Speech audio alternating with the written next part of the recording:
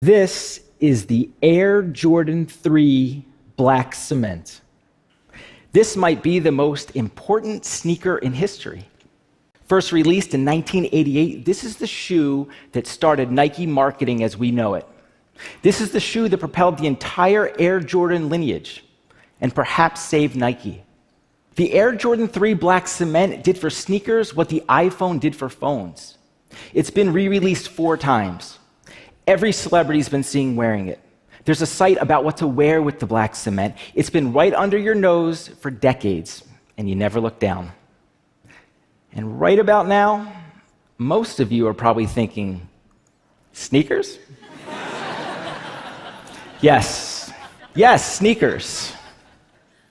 Some extraordinary things about sneakers, and data, and Nike, and how they're all related possibly to the future of all online commerce.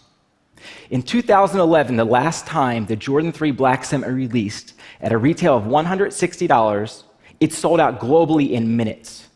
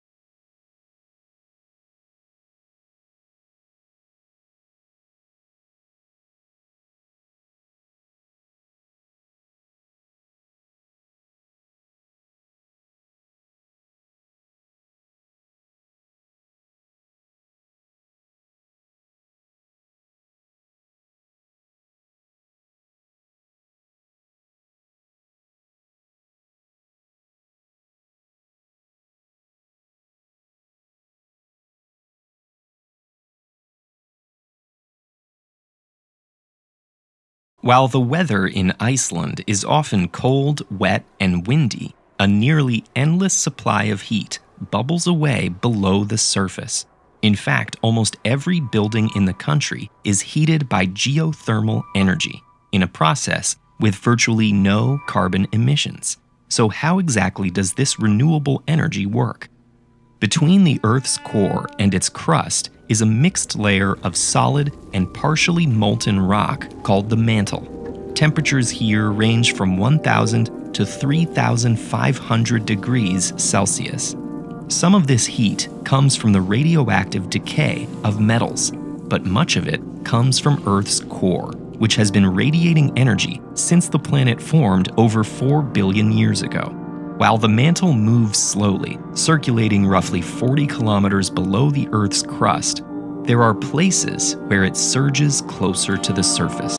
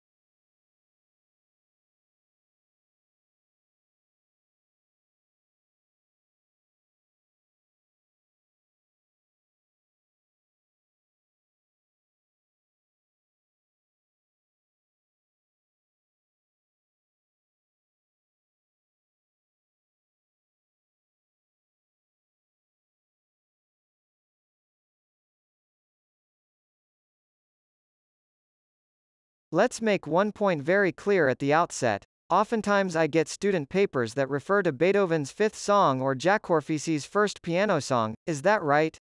No, that's not good at all. Or are these songs? What you have to make something a song. Lyrics, we got to have a text, so we don't have that. In 80% of classical music we don't have the lyrics, we don't have a text, while yes, with opera of course, but the other 80% is purely instrumental music. It works its magic again. Through purely instrumental means we can't really call those songs, and this puzzles me. One day I was sitting there in iTunes, I wanted to buy an interior movement of a Mozart serenade. So I was all set to purchase this and said, buy songs, boom. That told me the answer. That's where this terminology comes in play, because on iTunes we buy songs. It could be purely instrumental, but it's called buy a song. But we don't want to use that sort of parlance. We want to be a bit more sophisticated than that, if you will, and use other terms. So we'll talk generally about Beethoven's composition, or Beethoven's pin, or Beethoven's work for his masterwork, or should do for our fancy you want to get with it.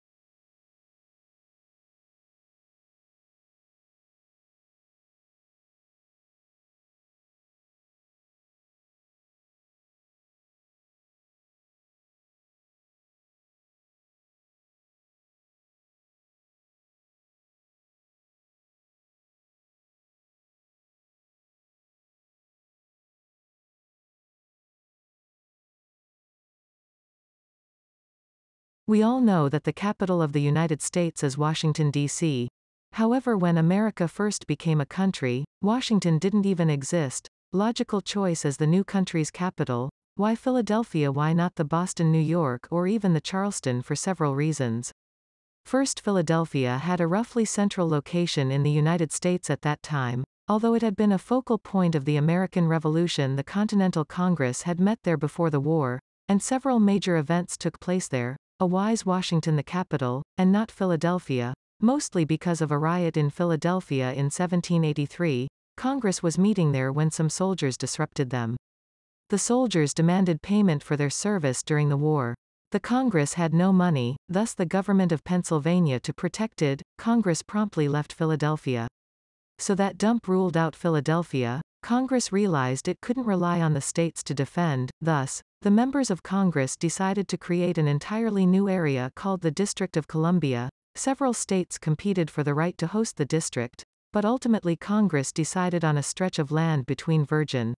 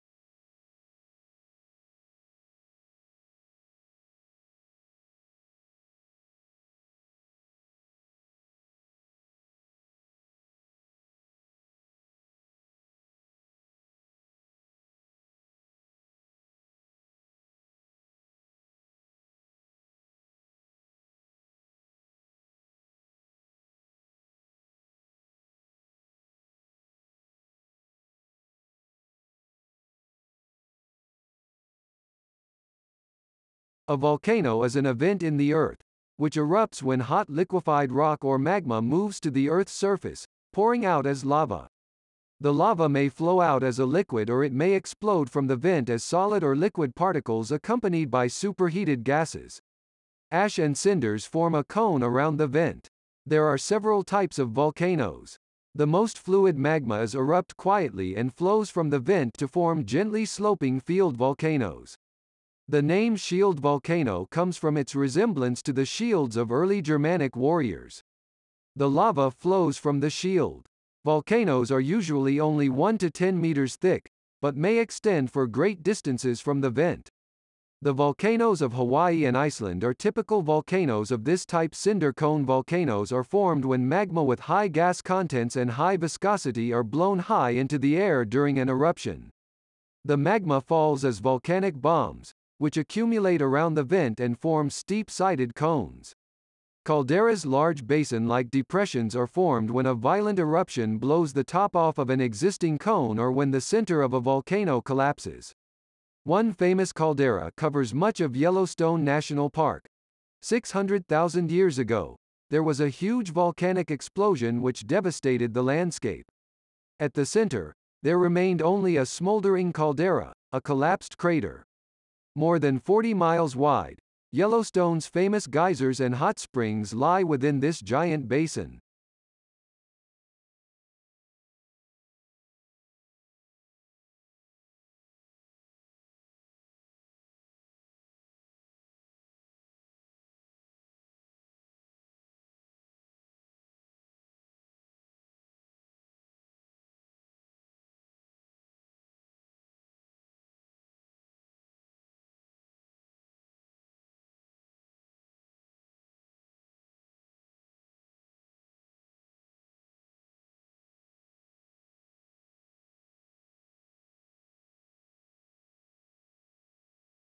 Composition is the organization of shapes and forms into a whole and expressive whole. The elements of composition, line, shape, tone, and color, need to be well arranged, need to be ordered, they need to be coherent, just like the words and phrases in sentences in a piece of writing. All paintings have a compositional element. Successful paintings sort of suggestive third dimension, the sense that the design goes beyond the picture frame. A picture's unity, which includes the shapes, tones, and colors, is linked to what the artist has to say. The artist's message is strongest when it's clear. A composition is better when it says one thing strongly than if it tries to say too many things. A crowded composition is sort of fussy and spluttered and lacks unity. Even a painting of a single object needs thoughtful compositions so the character of the object is present in every shape.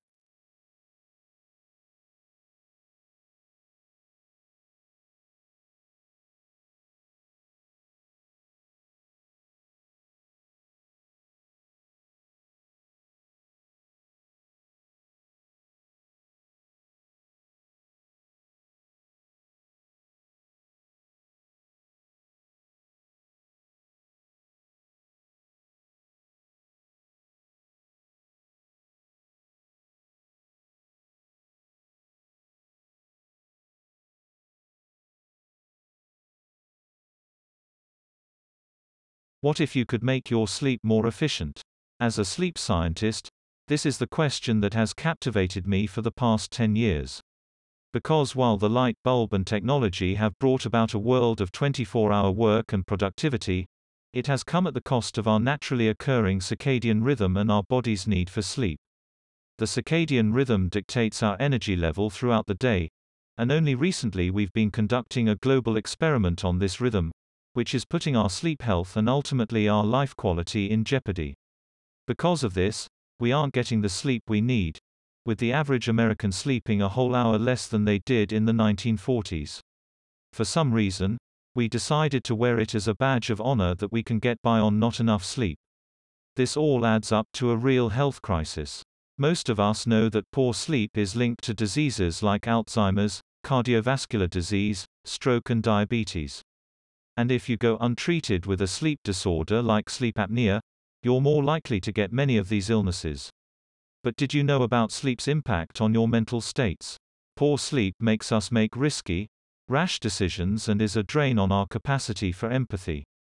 When sleep deprivation literally makes us more sensitive to our own pain, it's not so surprising that we have a hard time relating to others and just generally being a good and healthy person when we're sleep deprived.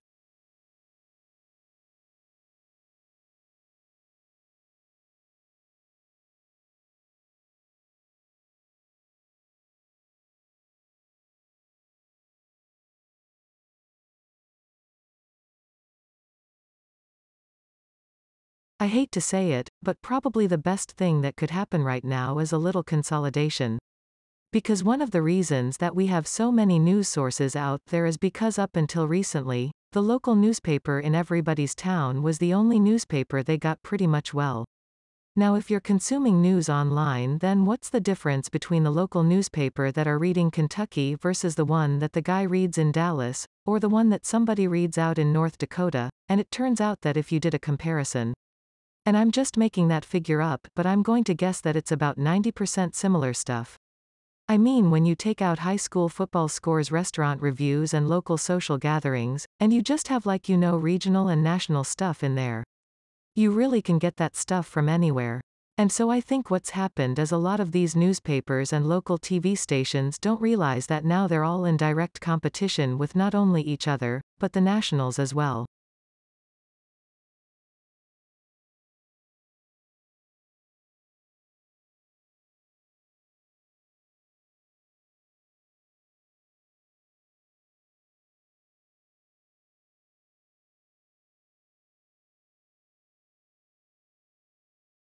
The remaining cooled water and condensed steam are injected back into the ground to create an open loop that provides electricity without losing water. However, we don't have to drill this deep to take advantage of the planet's heat. Thanks to solar radiation, dirt just 1.5 meters deep can reach temperatures over 20 degrees Celsius. Geothermal heat pumps pipe water or antifreeze liquid through this layer of Earth to siphon its energy. These liquids are then pumped through local infrastructure, dispersing their heat before moving back through the ground to absorb more energy. While external electricity is needed to operate the pumps, the energy provided is far greater than the energy used, meaning this process is also a sustainable loop. In fact, geothermal heat pumps are both cheaper to operate and at least 2 times more energy efficient than fossil fuel equivalents.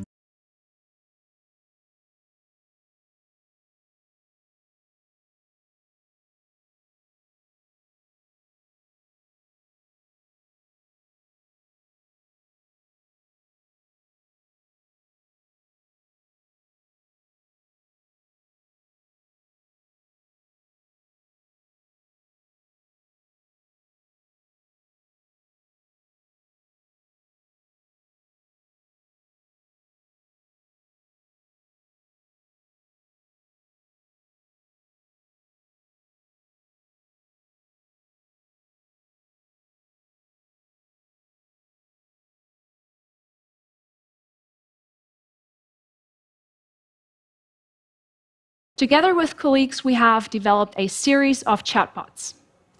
These chatbots were programmed to simulate text-based conversations, and they were designed to be either very social and human-like or very functional and machine-like. So for instance, our human-like bots use so-called speed disfluencies and social language cues, like these ahas, we humans love to use in our conversations to signal our presence to conversation partners. In contrast, our machine-like bots lacked such social cues and simply kept to the talking points. Since we were interested in how much people would open up in these different conversations, we asked participants a number of questions, which gradually grew more and more personal, up to the point where we would ask participants to share possibly very delicate information about themselves.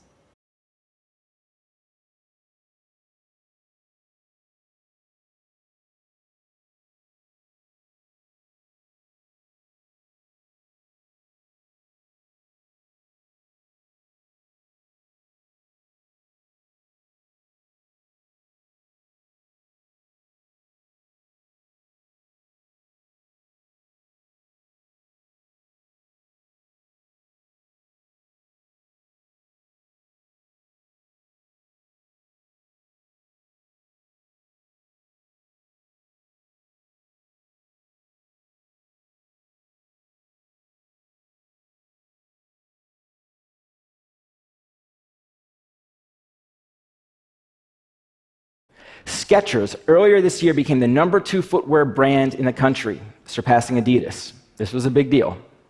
And in the 12 months ending June, Skechers' net income was $209 million. That means that Nike's customers make almost twice as much profit as their closest competitor. How's that even possible?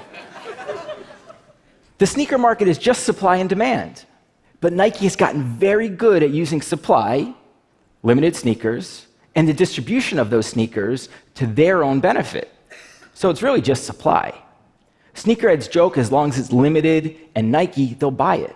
Shoes that sell for $8,000 do so because they're very rare. It's no different than any other collectible market. Only, this isn't a market at all. It's a false construct created by Nike, ingeniously created by Nike in the most positive sense to sell more shoes.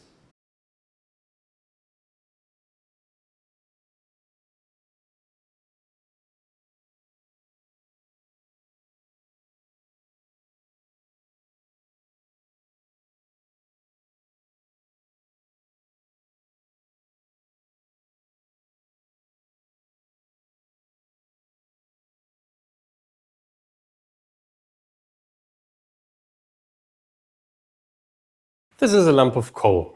It was mined a while ago in the Ruhr region of Germany, about 50 miles from where I grew up. As coal goes, it's actually quite high-end. It's very dry, has a high share of carbon in it. Both those things mean you can't only burn it to produce power and heat, but you can use it to make steel. Now, why am I telling you this? By the end of this talk, I want to have convinced you that we can make a huge step forward in the great fight against climate change by just spending 1 to 2% more on things that we buy. And the path of this coal is going to help me with that. But back to steel. What you have to know about steel making is that it's a humblingly brutal process. You have these huge furnaces that tear apart and recombine elements and materials that have literally been around for millions of years at temperatures of up to more than 2000 degrees Celsius.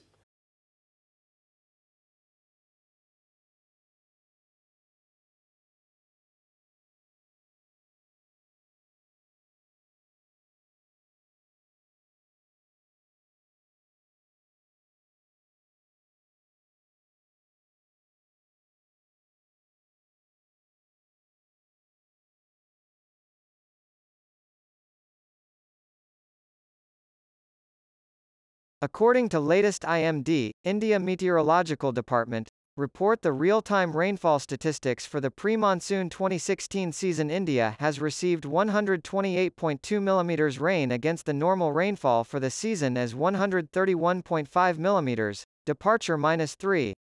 Out of 36 sub-meteorological divisions, 8 Met subdivision received excess, 16 normal, 9 deficient and 3 scanty rainfalls. Scientists at IMD are expecting El Niño phenomena will influence the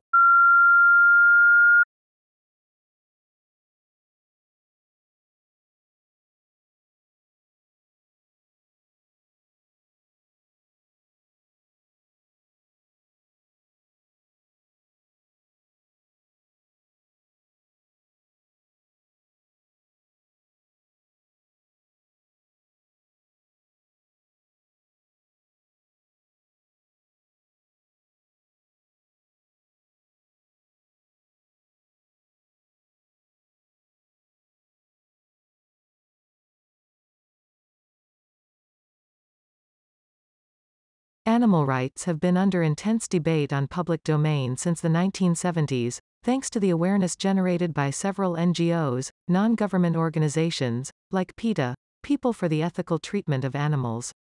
According to one school of thought, zoos should not be banned, but the animal should have freedom within zoos. But according to another school of thought, zoos should be banned as they violate animals' rights and animals should be in there.